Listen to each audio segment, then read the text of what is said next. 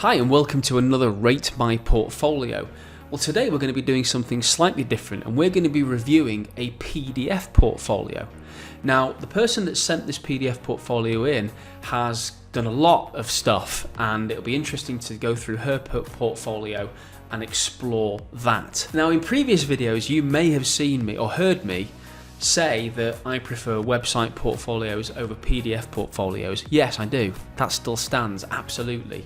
Having a PDF portfolio in the interim isn't a bad deal at all. It's not a deal breaker. People are not going to reject you for having a PDF portfolio. Why? Well, because there are a lot of people applying for jobs in marketing that don't have a portfolio. You already have one up on them. It's a fact. I see it every week. So many graduates, digital marketing graduates, especially marketing graduates, they don't have a portfolio, and therefore is that they're already at a disadvantage. But the PDF has a number of limitations.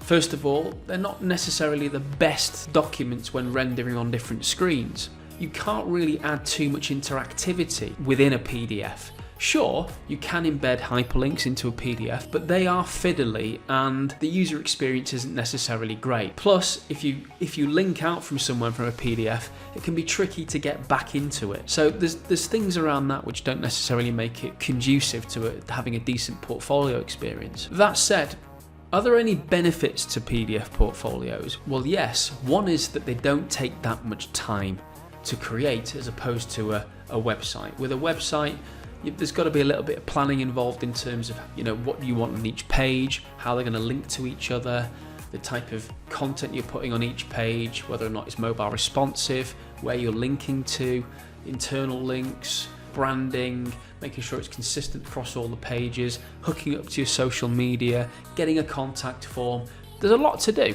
And that's before you even start thinking about which platform you use to make your portfolio, which we will be covering in a video shortly. You might not have the skills, or you might not be very familiar with building online portfolios, and therefore, before you jump headfirst into a platform that you're not sure about, you've got to find your feet with these platforms and understand which ones work best for you. So if you want to use Wix, great, or you might want to try Weebly out, or Squarespace, or Ghost, or WordPress, then you've got a choice to make, and which one's going to be best for you. Yeah, I get it. There's a lot to do, and there's a lot of planning involved. Now, with that said, let's have a look at this PDF portfolio. This PDF portfolio was created by Arifah. Now, Arifah has been very busy. She's a marketing master's student at the moment. She's done 3 internships across the space of a good couple of years, which is impressive. Really, really, really keen to get in the industry. What Arifah has also done is attach her CV to this document as well. So the portfolio is 9 pages long. I've got the portfolio up now, and straight away I'm looking at the home page. So I can see that there's an interesting colour palette here. It's quite bright, bold, it's confident, and I'm getting some information here about obviously things that Arifah has done in regard to copywriting and graphic design. That's good. So I know that I'm going to get some examples of copywriting and graphic design. Now, what I would do here, maybe on the first page, is potentially introduce a content page of some sort. So it would at least give me an idea of what I'm going to expect to see. I think that would be really good with this. So treat it as a menu. What is it that I'm going to expect to see as I look through this portfolio? What I would suggest here, Arifah, is if not on this page, on an accompanying page, that you put a description of what it was that you were briefed to do, how you actually did these images, what platforms did you use, what tools did you use, to create these images. Second part, copywriting and graphic design.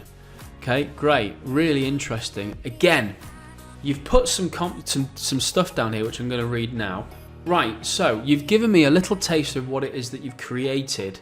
With this, I would absolutely put a description in terms of what was the brief, why were you going to be doing this. That's important because the hiring manager is going to be reading this and they're going to be wondering what your process is. As I've said in previous videos, it's all about understanding your process and understanding how you work. Okay, content writing and blogging. This one here, you've done a lot of really interesting stuff. I can see you've put a link in here to this and I've tested that and it works. These are really, really good pieces of content and really good achievements. Maybe what I would do with these in particular pieces of content is have their own individual page with a description, the awards that you won for them, the links going off, and showing the results of that and highlight those as showcase pieces of portfolio material. Of course, you've got to remember that the portfolio that you create is probably going to be very much steered and guided towards the job that you're applying for. So again, if you're applying for, at the moment you've got copywriting and graphic design. Well, if you're going to be applying for a copywriting job, you might want to think about redesigning this to have your copywriting first. So again, think about the job you're applying for and how you can shape your portfolio to really match what it is that the hirer is looking for. Yeah, you've got a description of what it is that you've done. Now you've told me a little bit more that you've used Instagram stories and you've used Adobe Premiere Pro to edit your videos. So that's fantastic, and you've got some really good, colourful, vibrant images, which again is spot on. You've also put links, and I've talked about the links before, but if I show you, if I click on a link, you get these sorts of pop-ups. For a user experience point of view, can be a little bit sort of frustrating. Think about that aspect of your portfolio when you move forward. You've done loads here, it's absolutely phenomenal, what you've put in. I like this page because this page is now you're starting to tell me what tasks, and you're giving me glimpses into things that you've used and executed, and we need more of that. We need a little bit more substance of that. Campaign conceptualization, good. We've now starting to see ideas, your ideation, you're starting to put things together, and we're starting to see how all these things gel, which is brilliant. So with your speaking and engagement and collaborations page, you're actually starting to show a wide range of skills, which is great. And again, I always go back to provide more context to each of these. I understand with an A4 sort of document, you are limited with space. So you might have to think, right, which ones can I choose? Which ones am I going to have to leave out? Because I do think that having that description and having that understanding about how you created these pieces and what you actually did in order to get to that point and what results you've got is very valuable, and we can't miss that really. We don't want to be negating that. Then we got photography. Goodness, again, the wide range of skills that you have, absolutely brilliant. And then personal social initiatives, which is really important because you're starting to show your personality, things that matter to you. So we've gone through the portfolio, and I like the look at it. It's colourful, it's vibrant.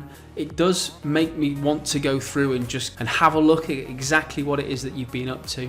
I can clearly see, Arifah, that you've put time and effort into this, and that matters a lot because there will be some portfolios that fall short from an aesthetic point of view or from a visual point of view. I think your portfolio is fun, it's got character, it's got colour, and that counts, it really does, and well done for this, well done for creating this. However, there are some points that I would observe with this that you could then now use, and other people watching this, to help you with in terms of developing a stronger portfolio, because that's what we always want to do.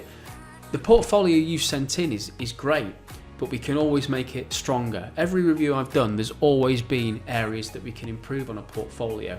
When I look at your portfolio, I'm not entirely sure what it is that you do.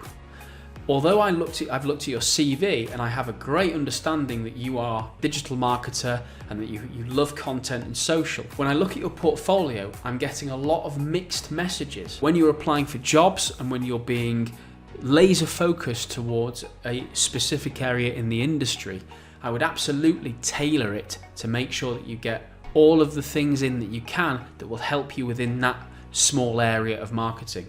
So for example, copywriting. Rather than have copywriting and graphic design together, you focus on the copywriting. You pull out every sinew, you pull out every piece of content writing that you can and really make it a strong, focused content writing portfolio. And that's what you should be doing with this, because we're going from copywriting, graphic design, then we're going to blogging, then we're going to videography, then we're going to campaign conceptualization, we're going to speaking engagements and photography. So you can see what I mean. And there's absolutely nothing wrong with this whatsoever. It shows that you've got lots and lots of talents and skills, but I would laser focus it for when you want to apply for a job. Absolutely. And that will do another thing as well. It might shorten the length of your portfolio and keep it short and succinct and to the point. Okay, so let's round this up. PDF portfolio. Arifah, your PDF portfolio is really fun, it's dynamic, there's lots of character to it. It certainly tells me that you're very capable. Is it the right medium? Well, for you, yeah, it might be, absolutely. And for other people, it is. And for me, if I got this, I wouldn't be disappointed in any which way, shape or form, not at all. What I'm looking for is ultimately the content, the quality of the content. Sure, I love portfolio websites. But if you're giving me a PDF portfolio that is streamlined and it makes sense and it's showing me all the sort of skills and talents you have for that particular niche or particular area within marketing, I'll speak to you. I would absolutely want to give you a call, because for me, that's what it's all about. It's the content within the portfolio. You can have a great website template, but there's nothing in it. It's useless. You've got lots of stuff to talk about. Other points to consider that I made during this video is definitely a contents page. Break down your projects into small manageable sizes and give a description. Tell us what the brief was, tell us how you went through and executed it, tell us the results of anything that you've created, or give us some indication about how they performed. And Arifah, in the future, you can start working on an online digital portfolio when you feel comfortable doing so, or when you have time.